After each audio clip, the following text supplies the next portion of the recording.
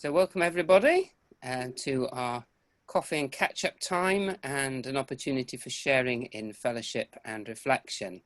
We're looking, just to remind those who are looking at this for the first time, we're looking at the Bible passages between, at least from Luke, between the entry of Jesus into Jerusalem and the events that we're familiar with in Holy Week with Maundy Thursday and Good Friday. And it's very often we don't read those particular passages in context. So on Monday, we were looking particularly at the parable of the wicked tenants and thinking about, we had that picture of lots of grapes being picked in different containers and different sizes and different colors and shapes. And I'll just let John in, there we go. And we were thinking about the fact that this crop actually belongs to God, not to us. And all of our variety as church is meant to be serving him. And yet often we don't give him his honor. Then yesterday, our conversation focused mostly around, I'll just unmute John. All right, I'll just mute everybody actually, just for a moment. There we go. And we were looking at Jesus is saying to give to Caesar that which belongs to Caesar and to God that which belongs to God. And we were thinking about how we respect that, and we were looking at other parts of that passage. And today we sort of follow on from that, because we're looking at Luke chapter 21 and picking out some things from that. And we're going to have this on the screen in a moment so you can join in and read it as well. So I'll just put it on the screen and share it now.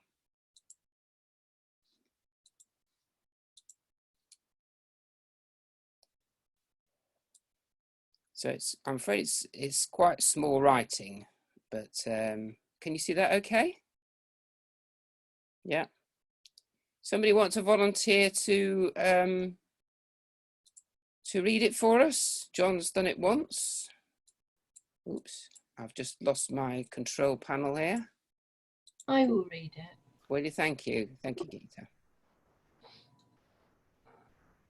I warn you, I'm going to scroll it up in a minute, so there's more to read. That's okay. That's all right. You tell me when to start. Yeah, when you're ready. Yeah. Okay. The widow's offering. Jesus looked up and saw the rich putting their gifts into the offering box. He also saw a poor widow put in 2 small copper coins. He said, "I tell you the truth, this poor widow has put in more than all of them, for they all offered their gifts out of their wealth. But she, out of her poverty, put in everything she had to live on." The signs of the end of the age.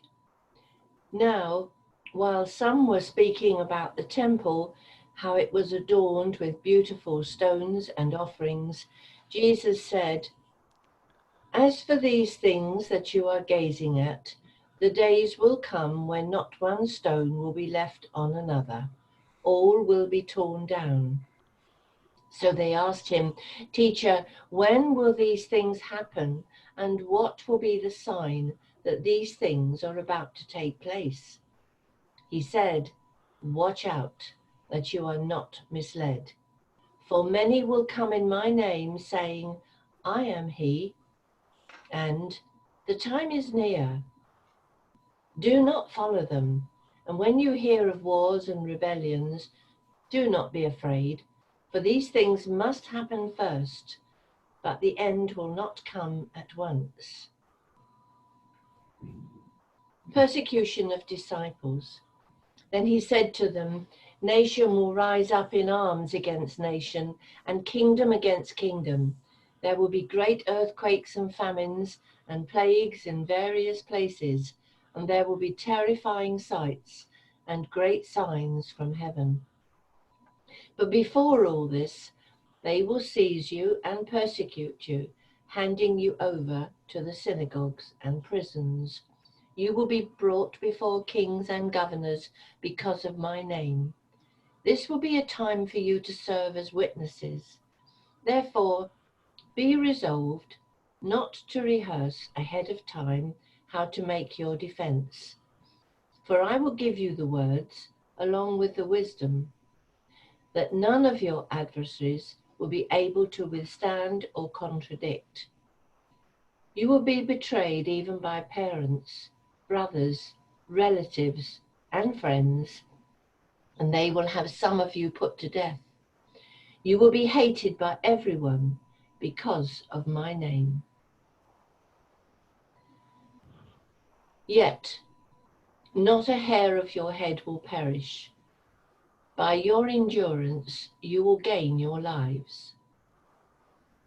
The desolation of Jerusalem. But when you see Jerusalem surrounded by armies, then know that its desolation has come near.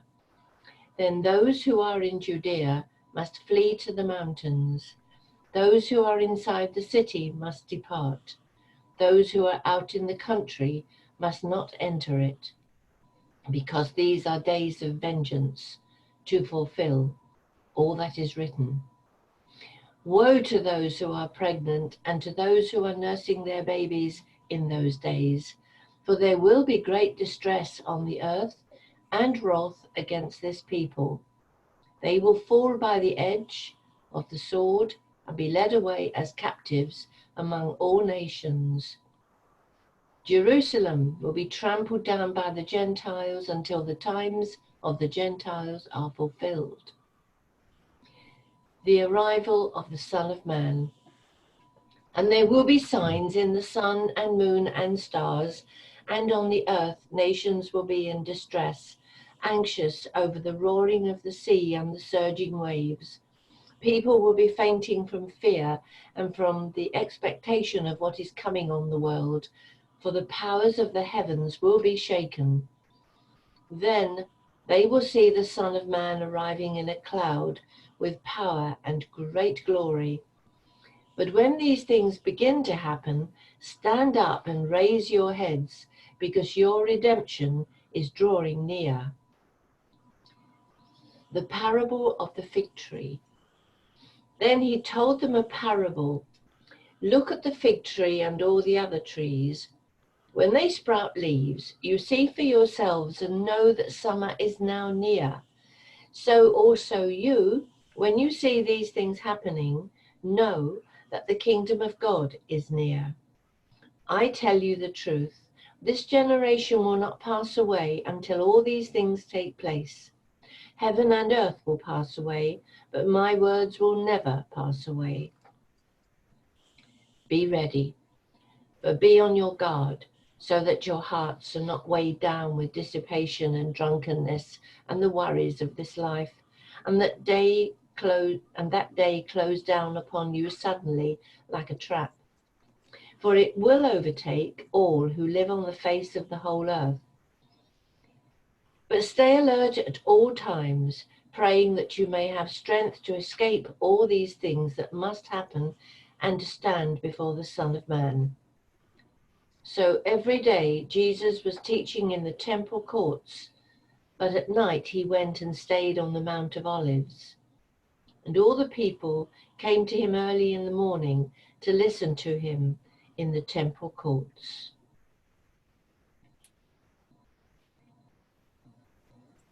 Thank you, Geeta. Just mute everybody and then we can have a chance just to reflect upon that a little bit. So I'm going to, if you've got a Bible with you, you might want to look up Luke chapter 21 and have it open, but you might just want to read this again to yourselves. And then I'm going to put a picture up, an opportunity for us just to be quiet, think about is there anything in this that strikes me particularly today? I'd just like to draw your attention that we've got three different sort of bits to this. The first bit is to do with the widow's mite and the widow's offering. And the setting for this is the Jewish temple. it was a place which Taciturn, the Roman historian, described as immensely opulent. Now, this was somebody used to moving in the higher circles in Roman society, and if he described the temple as immensely opulent, you know, you can know that this is a pretty ornate building. And this widow is putting in her collection, as it were. Jesus is watching what's going in, so that's the context. And the copper coins that she's putting in are lepta, or each one's called a lepton. And just like yesterday, we thought about the denarius being the average wage for a working labourer for a day. A lepton is about equivalent to 6 minutes work. So this is not a lot of money, but this is all she had. And then we move on to these other bits where the disciples are looking at the building, and Jesus uses that as a prompt to actually challenge all, you know, they're relying on all this money that's being poured into this building, into its decoration to the honor and glory of God, isn't going to last. And there are two strands that are mixed up then in the rest of the chapter. Part of it is about the coming destruction of Jerusalem, which happened in AD 70, when the Romans completely razed it to the ground and went through the streets that were running in blood, and just decimated the people. And the second is warnings about the end times. And we can sometimes get over engaged in signs and symbols. And Jesus in this passage is particularly telling us not to do that.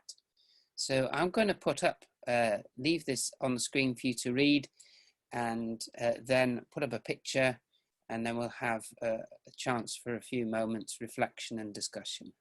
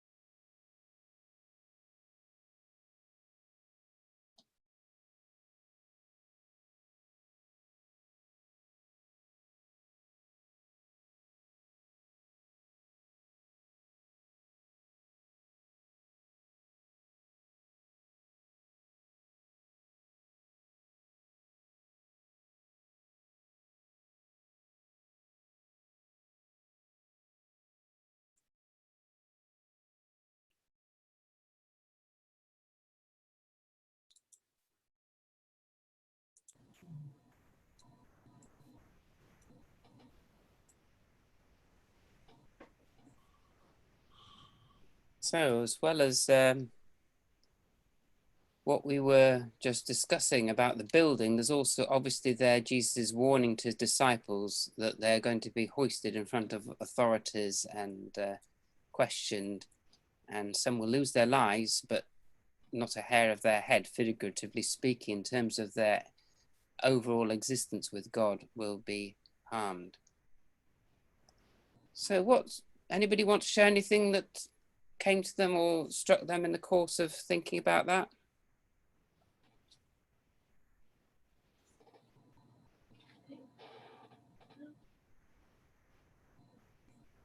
All right, I'll kick off.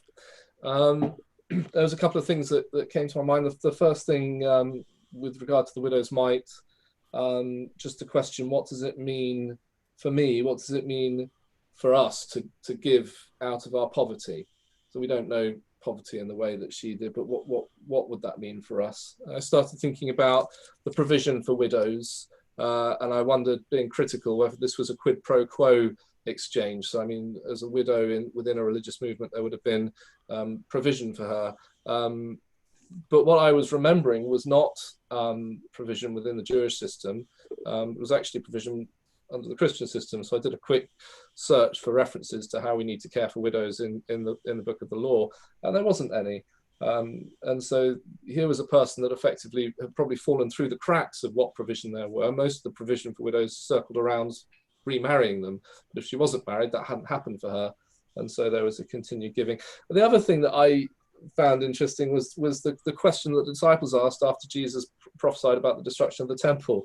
And they asked two very practical questions. They said, how are we going to know it's going to happen, and when is it going to happen?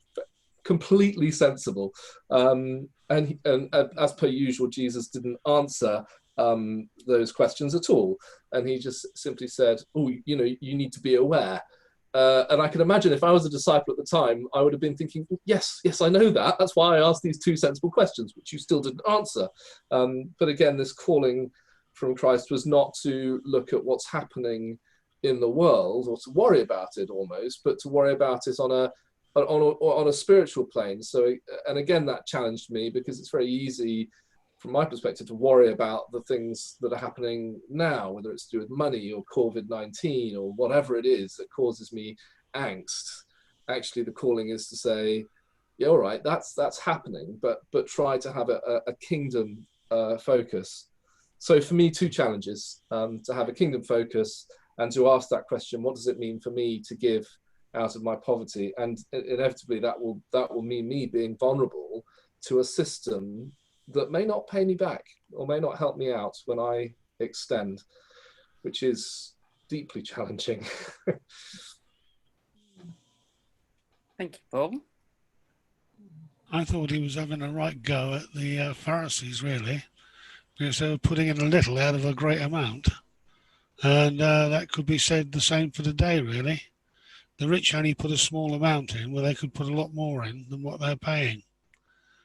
And the other thing that struck me was, I see you grinning there, Paul. You're taking on a Cheshire Cat appearance. The disciples were sensible in asking whatever, but if we were told the time and date that we were going to be persecuted and killed, would we hang about, or would we disappear somewhere else where we couldn't be found?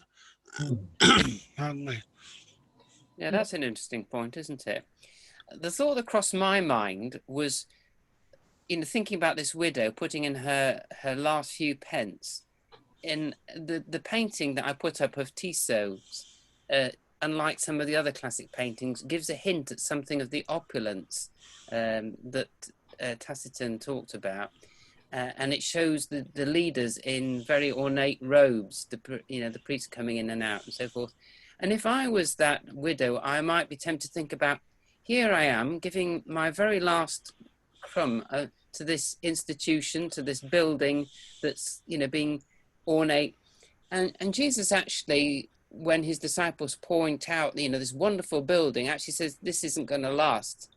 So, and yet Jesus commends this widow for her sacrificial giving to this structure that's in terms of religious structure and physical structure, is about to be torn down.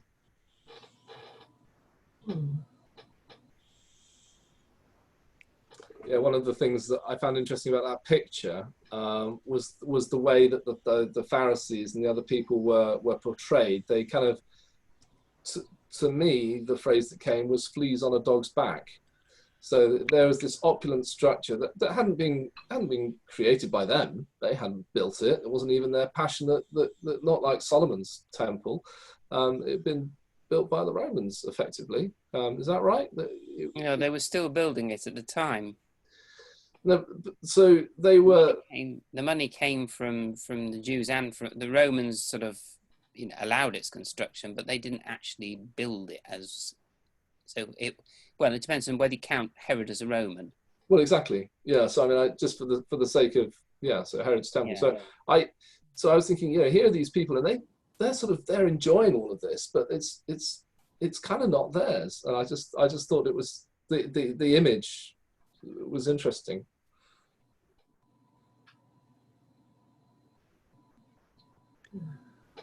I was struck actually further on where it talks about, flee to the hills and, do not go from one place to another. I was thinking this is awfully like COVID restrictions. Yeah. Oh dear. Yeah.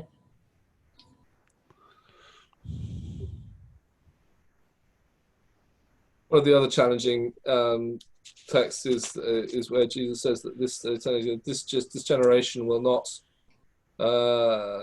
pass away until all has taken place. Which you think, well, actually, they have passed away, and it hasn't all taken place. So, what does he mean by this generation? Well, you can take this absolutely literally in terms of thinking that Jesus talked about himself as replacing the temple. And that replacement happened, and the tearing down of Jerusalem, because this passage is largely about the destruction of the temple, and the disciples are pointing out did happen in AD 70, and some of them would still have been around in another 35 years or so. Yeah, or a bit more than 35 years. This is sort of the challenging passage that everybody hates to preach on, really, because of all of this stuff. But it's interesting as well. He says at the beginning of verse 16, chapter 21, verse 16, you'll be delivered up, and not a hair on your head will perish. But then later on, he says, "Oh, woe to those who are pregnant! Woe to this, because all of these nasty things are going to happen."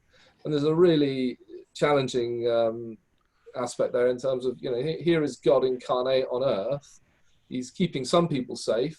He's also acknowledging that other people are going to have a rather nasty end, which it offers a real challenge and a question in terms of what's God really about here. It's probably not what we think it is.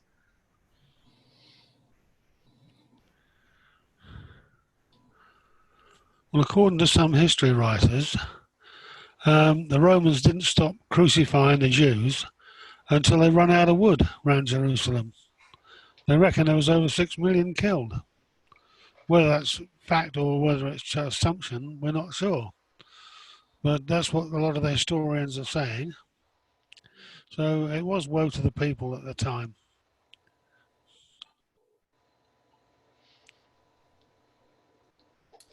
I think in terms of not a hair of your head, etc., relating to the persecution that the church was going to face, and the fact that God was with them and they weren't to worry because they would be given the right words at the time, and that their security, their eternal security in God was safe, because Jesus is clearly saying, on the one hand, some of you are going to die, on the other hand, not a hair of your head will perish. So does that mean it's saying, well, yes, you'll have a resurrected body, and it'll include all your hair, present or otherwise? Or is this just, a deeper symbolic meaning that, we can be certain of our place in God's presence and his love and care for us?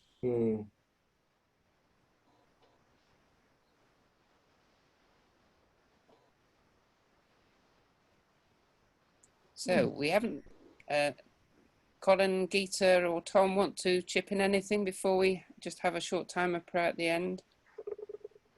I was just thinking about the sparrows and Jesus talking about sparrows, saying that God knew them and not a hair on your head. You're all known. Every part of us is known by God and kept safe in his kingdom, in my mind anyway.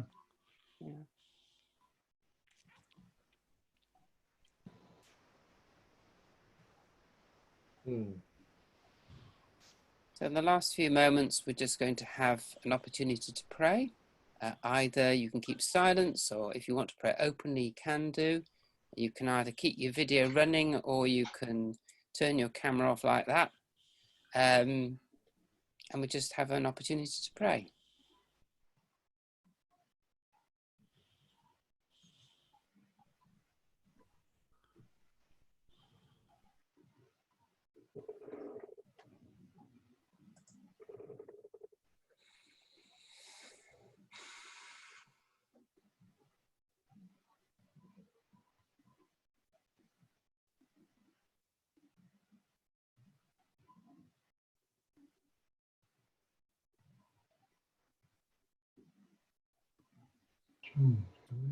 People are popping off, are they? It's all right. We're still there, Colin. We can hear We you. just turned the camera off. Yeah. We're still there. That's all right. Lord, we thank you for that assurance that your care for us is great. You know everything about us.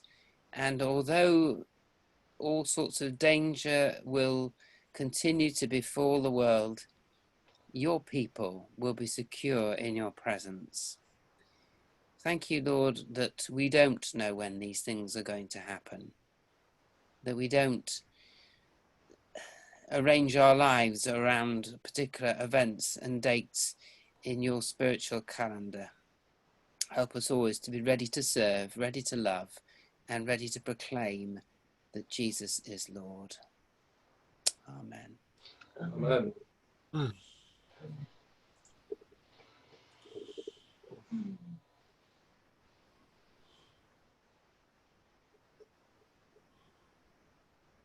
So tomorrow we've got a Maundy Thursday service, so that's at 7:30 in the evening, and Tom is speaking at that, and we may have a few more bits and pieces screen to look at. And there is going to be the opportunity for an hour's watch after that, which is simply going to be reading a few sentences of scripture and putting some paintings on the screen, and that's all for an hour, just for people to reflect on a Maundy Thursday evening of some of the events that happened in the course of that night and early morning. And then on Good Friday, there is a service 10:15, which Jackie is leading a reflection on. And then we'll do this again on Saturday. It's not a day that often is marked by many churches. And just thinking about what it's like to be in that place between Good Friday and Easter Day. And of course, Easter Day, we've got our service at 10 o'clock. Right. So let's end by saying the grace together. The grace of Of our our Lord Lord Jesus Christ, and the love of God, and the fellowship fellowship of the of the Holy Holy Spirit Spirit be with us us all, all evermore. Amen.